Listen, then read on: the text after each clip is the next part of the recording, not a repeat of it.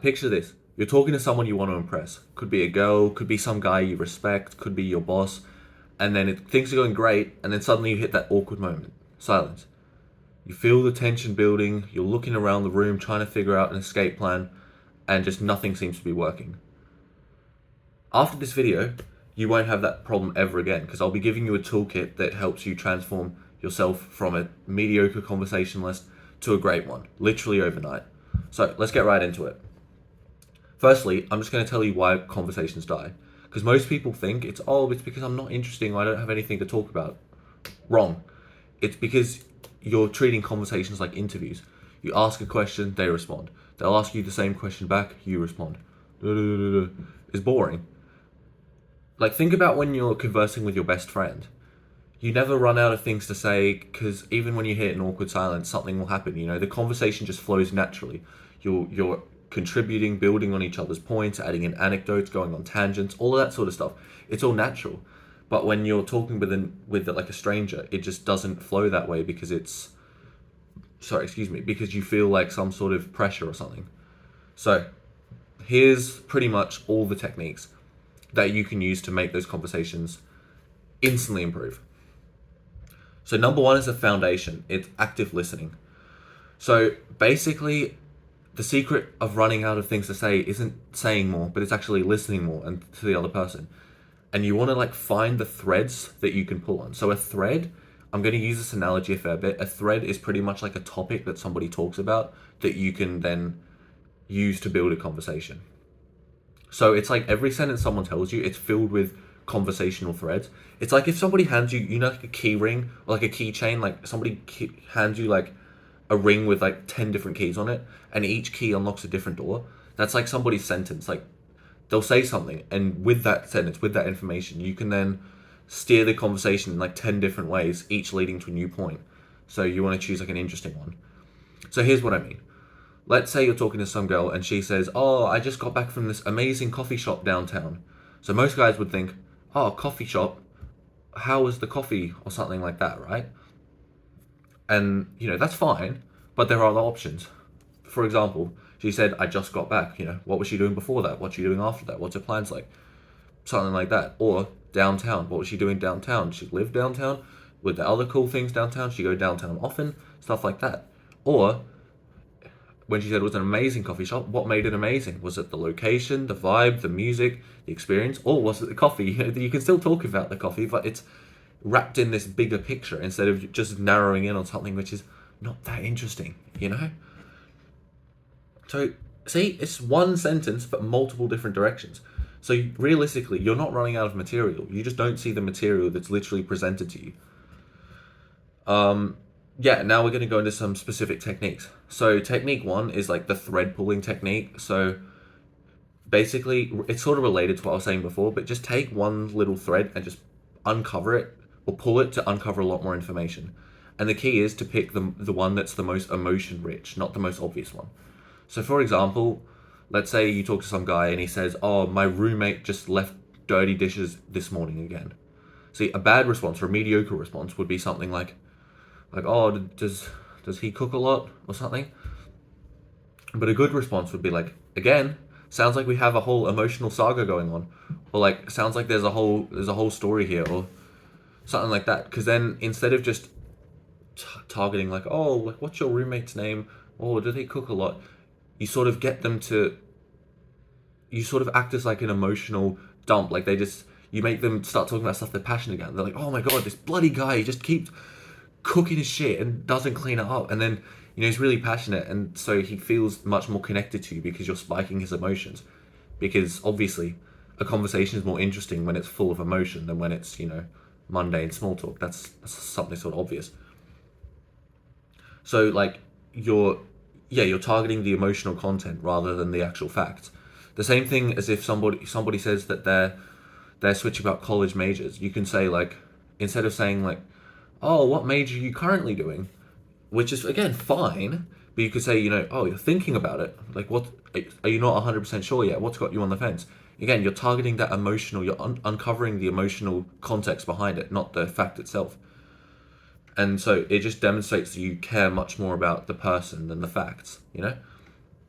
So yeah, and I'll just take a moment just to mention, I've got a Discord community, top link in description, where there's a bunch more tips and a bunch more tricks where you can implement today and improve your social skills. There are social challenges which help you improve instantly and give you direct feedback. There's sections where you can talk with other members and get advice. So yeah, I highly recommend that if you want to increase your social game to the next level. Question number 4 is question stacking. So basically this is about stacking several questions in the one sentence. So instead of saying, how was your weekend? You could say something like, how was your weekend? Did you do something fun, or was it more a lazy Netflix weekend? This is especially good if you're talking to someone who you know usually gives one word answers, because if you ask how was your weekend, a very common thing is good, or oh yeah, it was fine, it was all right. But by asking this other question, you basically force them to give more detail. And also you give them the opportunity to decide where they want to steer the conversation, which makes them choose what they're most interested in, which makes them more invested in the conversation, right? So it's a pretty good technique to do, and it shows that you're actually interested in the details and not just small talk, which is a pretty good bonus. So yeah, question stacking, very good. Next is the callback technique. So this is pretty much like if somebody mentions something in the conversation, you bring it back at a later time. So because it engages the active listening, which is good, but it also shows that you care about them and you can relate things together. So like if somebody says they're not a morning person and then they say that they've got a new job, you can say something like, oh, like, wait, didn't you say you hate mornings? Let's hope this job doesn't start at 7 a.m. or something like that. Because then you've connected two things. You've reminded them that you're listening to them. You've brought up some humor because now they're laughing because you sort of remember this detail about them, and you've shown you've paid attention, and it's all just in one simple comment. So it's a really good technique if you can pull it off well. Next thing is observational humor. One of the easiest form of humors. Literally just find something that is a very obvious thing that both of you are struggling about and make a comment about it. So for example, let's say you're at a party and then the music gets ridiculously loud. You can say, well, I guess we're having a screaming match now. Or like you're both waiting in line and it's just taking forever. You can say, at this rate, we're going to know each other's life stories before we get served. The key is just to make observations that both of you can relate to, and it creates this us versus the world mentality. It brings you closer together and it sort of makes you feel like, yeah, it's you versus everyone else, which is like some psychological bond between each other. Even if it's something stupid, just complaining about slow Wi-Fi, it's still a very powerful tool. So the next one, it's sort of like a mindset, but it's very valuable. It's basically like the tell me more mindset. So you want to approach conversations with genuine curiosity. See, oftentimes people just start conversations with the mindset that, oh, this isn't going to be very interesting. And because you come with that energy, they can read that energy on you. Like communication is 93% nonverbal. In other words, only 7% of the way that you communicate with someone has got to do with what they're actually saying, and 93% has got to do with their body language, like their tone of voice, their eye contact, that sort of thing. So yeah, basically, if you approach a conversation like with the belief that, oh, this is going to suck, or this is going to be some stupid small talk, your body language reflects that. They pick up on that, and as a result, their energy gets dulled down and they do the same thing. So it's a negative feedback loop. But the reverse is true too. If you approach a conversation with genuine curiosity, like, oh, this guy has something very valuable to say, or this girl seems very interesting, then your body language mirrors that, and then they pick up on that, and then they get more excited about the conversation too. And yeah, it's a positive feedback loop because the conversation gets more interesting, which feeds into your body language being more interested, which feeds into them being more interested, which feeds into them saying things more interesting. Like, you get me? Like, it's just a cycle.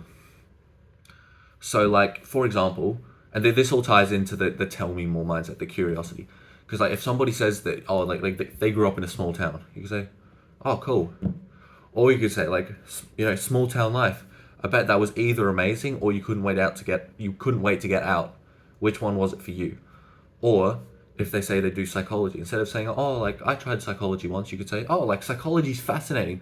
Which part are you more interested in? Are you interested in the clinical side or the research side? Or like, what's the most interesting psychological fact you could tell me? Or something like that. Like the magic word here is more.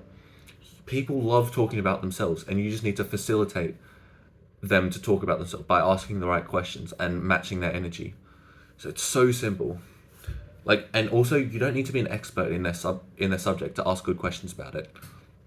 Like, people love, it's like an ego boost as well when you tell someone, oh, I don't really know much about psychology.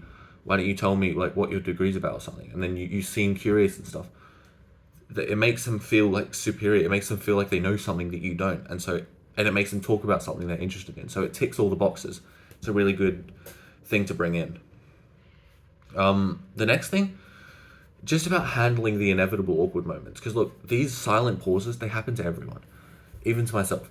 So, but the difference is they're just not awkward. So, for example, one thing you can do is observational humor. You could be like, oh, well, that was a perfectly timed moment of silence, something like that. Or you can use a pause as a reset, like oh, I've heard a lot about you, or I've been asking all the questions, hit me with something. What do you want to know? Something like that. Or you could say something like, you could change directions, especially with girls, because I feel like with boys, like a lot of the time the conversation is A to B, like it's very logical and straightforward. But with girls, it feels like, I'll be talking about their family or something, and then 5 minutes later we're talking about their jewelry, and 5 minutes later we're talking about their school or whatever. Like it doesn't really flow in a straight line. It sort of goes all over the place. So especially guys as well, it works, but especially with girls, you could just literally in the awkward pause moment, you could just say, okay, random question, but I have to ask, and then just completely start something new, right? That works as well. So lastly, it's like the advanced section. It's pretty much just making other people feel heard. So the final boss of conversations, which separates a good conversationalist from a great one, is just making people feel heard. So oftentimes what I do, it's a bad habit of mine, is people ask me, or people tell me something, and the first thing I'll do is offer them advice. Offering advice is good. It means you want to help. But it's important to first acknowledge what they're feeling, because it makes them feel heard and it makes them feel understood. So like if somebody tells them they're having a hard time at work, you can say, man, it sounds like you're in a struggle right now between a rock and a hard place. No wonder you're stressed. And then, they'll say, oh yeah, I really am stressed. And you can talk about that for a bit. And then you can say, do you want some advice? See if they want advice and help. And most of the time they'll say yes. Or you can just say, let me give you some advice, Or the reverse is true as well. Like if someone's really interested in something, you can say, your face lit up when you started talking about that. I can tell you're passionate about that. And then they'll be like, oh yeah, I really am passionate about it. And so this is sort of related, but I didn't write this on my script, so I'm sort of freeballing here, but it's conversational mirroring. So it's sort of related to making others feel heard, but it's like you want to mirror someone's body language or energy. If somebody's speaking about something they're passionate in and they're speaking really fast and they're getting all excited and they're using their hands a lot, you want to match that energy, be like really excited with them. If they're a bit slower and a bit sadder, you want to match that, be a bit slower, a bit sadder. You still want to keep the eye contact present. You want to keep like the confident body language. Like obviously don't mirror like negative body language like that where they're not looking at you. Like you want to still elicit positive body language, but yeah, you can still, as I'm showing you, you can speak slowly with a few actions and calm down, or you can speak really excited and you can still match their energy, right? So it's not one or the other. And so yeah, pretty much just to wrap up, the truth is you already have everything that you need to be a great conversationalist, because like I said, you can hold a conversation with your best friend probably for hours. So it's just about feeling awkward in the moment. Like these techniques I shared, the thread pulling, the active listening, the callbacks, observational humor, all of that stuff, they're not just tricks. Like they're stuff you're already doing with your friends. So yeah, they're tricks. They're little tricks, but they're just built off the way that you already communicate. So if you want more tips like that and a bunch of other social resources, check out the Discord, first link in description. And the challenge for you is to try one of these today and see how it goes. And then what I want you to do is write in the comments how you tried it and give me the situation where it worked and how it improved your conversation skills. Even like in a week's time, try all of these out and then drop a comment. Let me know which technique worked the best and why. And if you have any questions, let me know. Any video ideas, let me know. And just remember, great conversationalists aren't born. And you're about to become one of them. So yeah, keep watching the channel. The next video that will be up on the screen will help you build that social skill to the next level again. And yeah, stay tuned and you'll become a great conversationalist in no time. Thanks for watching.